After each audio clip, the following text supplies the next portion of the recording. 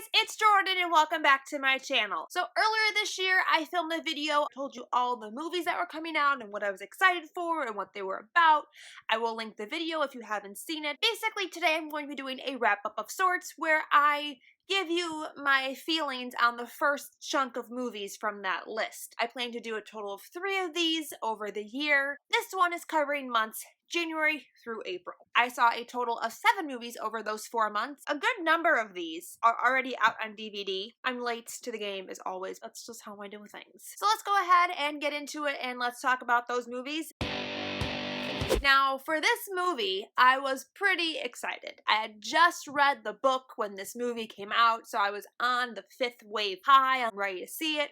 My boyfriend and I went to see it, and he will not let me live this choice down. He claims it is the worst movie he has ever seen in his entire life. Now, I think that's being a bit dramatic, but this one just felt really like, less for me. The bar was here, and it just kept hitting like right below the bar. Like all the elements were there. I just didn't feel like the story as a whole was portrayed as intensely as it was in the book. Definitely tamed it down, watered it down to make it more appropriate or more appealing to a younger Y18 audience. Unfortunately, I felt like that was a disservice to the movie because I don't think the movie ended up being as great as it could have been, as great as the book was. Although I liked this movie and I really enjoyed it while I watched it, and I thought that it overall was fairly faithful to the book, it wasn't as intense as life or death as the book was. I would watch it again if it was on cable or Netflix. I don't think I'm ever going to actually go out and buy it. This movie I actually loved. It was everything that I wanted it to be. It was exactly as raunchy and as inappropriate as I expected it to be, and I liked that. Ryan Reynolds was literally the perfect choice for this character. There was nobody else that could have done this character as much justice as he did it. I'm so glad that he fought so hard for this movie and that he really pursued it because it was so awesome. I loved the entire opening credits scene with all of the jokes that were being poked at Ryan Reynolds and his previous movies and just like pop culture in general. I really liked the very crude and inappropriate humor. I enjoy inappropriate humor a lot of the times. This is definitely not a movie to take your children to see, though. There were small children in our theater, and I was concerned for them. But if you're an adult, I would highly recommend it, and I gave this one 4.5 out of 5 stars. I really, really enjoyed it.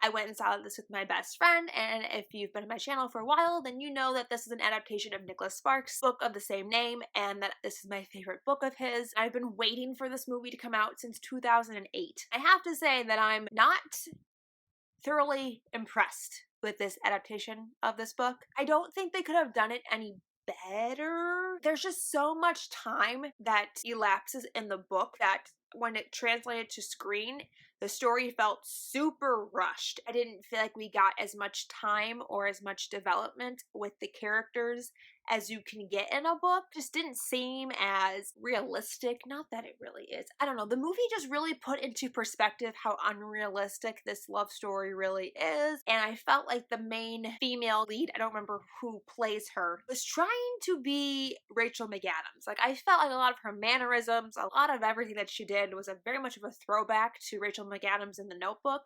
And Gabby in the book is not like Allie. I didn't feel like she embodied Gabby. She just felt like a knockoff of Allie. I just wasn't a fan of this movie. Like, it was okay when I was watching it, but it's not my favorite. Plus, she has a golden retriever, and the golden retriever has puppies, but the puppies in the movie are 100% Chihuahua puppies. They looked nothing like golden retrievers. They were clearly Chihuahuas. Why? Why were they not, like, authentic to the dog? So overall, I would probably give this movie like another 2.5, 3 star out of 5. It was a little lackluster. I went into this movie with very, very low expectations, and I was actually kind of pleasantly surprised. The movie wasn't actually as terrible as I expected it to be. I liked it better than Insurgent, not as much as Divergent, but again, this movie had very weird, strange technology that like made no sense. These weird bubble pods that attached them to the outside of this weird hover car thing that they drove around the desert in, and why it looks like Mars, I still don't really understand. But I feel like it was more true to the book than I expected it to be. I don't understand why this is 2 parts, because we could have ended this particular movie the way the book ends, and we would have been done. Most of everything that's covered in the book happens in this first movie, so what they're going to do in part 2, I have no idea. Again, I was really surprised. Had super low expectations, and it actually gave me more than I thought it would. I hate to say that I kind of liked it, which is so weird because I really didn't like Insurgent, and I really didn't have any high hopes for this movie because I also really hated the source material. Kudos to them. That book sucks. So the fact that they made the movie enjoyable, I applaud them. I ended up giving this one a 3.75. Not quite 4 stars, but I mean, it's close. I loved this movie. I actually already borrowed it. I borrowed it on DVD, y'all. It came out last Tuesday. Did you know that? Yeah. I freaking adored this movie. If I was a child, or if this movie came out when I was a child, it would have been one of my all-time favorite Disney movies ever because it's exactly what my childhood self loved. Talking animals. So, yeah. It was perfect. I loved all the messages that it sent, all of the like underlying themes about race and prejudices and stereotyping people, and how it was so perfectly and beautifully woven into the storyline. I remember leaving the theater and saying, I cannot wait for this to come out on DVD so I can buy it immediately and watch it on repeat for weeks. And that's exactly what I did. 5 out of 5 stars. Highly recommend. It's adorable. They're little talking animals and they wear clothes and it's just so cute. This one wasn't on my list of things to see because I hadn't seen the first one and it had Kristen Stewart in it, so I was really not interested in seeing it. It's one of those previews that YouTube plays before like every single video, so I saw the preview like a billion times and I was intrigued. So I went out and bought the first one, watched the first one, liked it more than I thought I would. I didn't love it because I think Kristen Stewart is a terrible actress, but I enjoyed it more than I thought I would. So then we went out and saw the sequel, and it's more of like a prequel sequel. Like it's weird how the structure of these movies coincide. Like this new movie kind of wraps around the old one. There's a section that takes place before and a section that takes place after Snow White and the Huntsman. It just worked.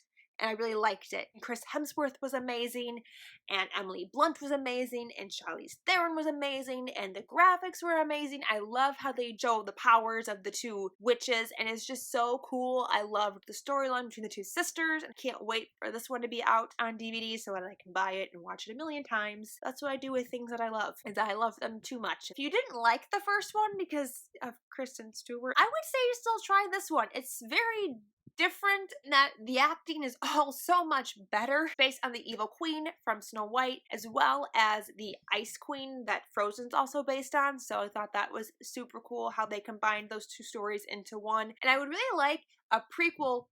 Like I want to know how Ravenna becomes Ravenna.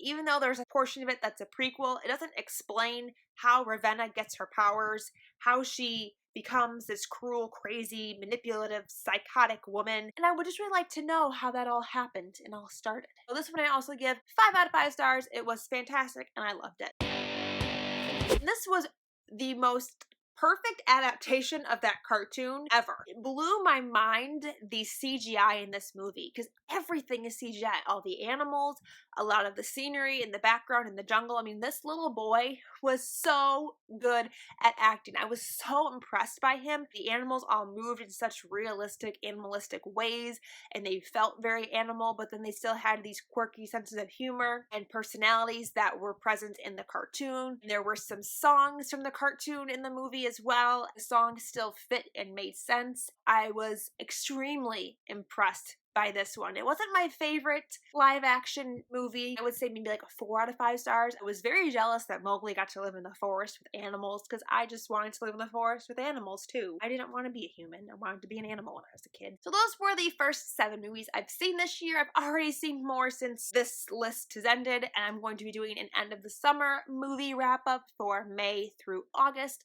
So keep an eye out for that later this year. I would love to know if you've seen any of these movies and what you thought of them in the comments down below, or if I missed out on any really good ones, let me know about that as well. Thank you guys so much for watching. Until next time, I'll see you very soon. Bye!